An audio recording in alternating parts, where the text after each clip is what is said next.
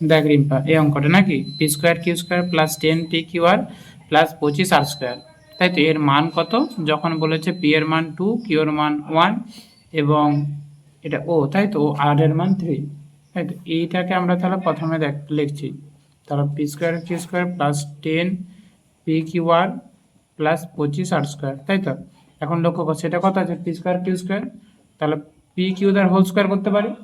শেষ অংশটা দেখ 25, তাহলে 5 5 25, এটা করতে পারি। তাহলে এ স্কোয়ার প্লাস বি স্কোয়ার পেয়ে গেছি, তাহলে মাঝখানটা 2ab বসে দিলে হচ্ছে, এটা এ ইন্টা বি হলো।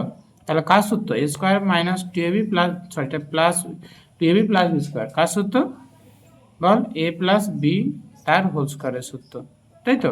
এবার লক্ষ্য কর, পি এর মান তোরা বললি 2 আছে, তাহলে 2 গুণিত কিউর মান আছে -1, তাহলে -1 প্যাকেটের মধ্যে দিলাম প্লাস 5, আর এখানে আর এর মান 3, তাহলে 3 দিলাম, স্কোয়ার আছে স্কোয়ার, তার 2 একে 2 -2 প্লাস 5 3 15 তার হোল স্কোয়ার, তাই তো? তাহলে -2 15 বিয়োগ করলে কত হয়? 13,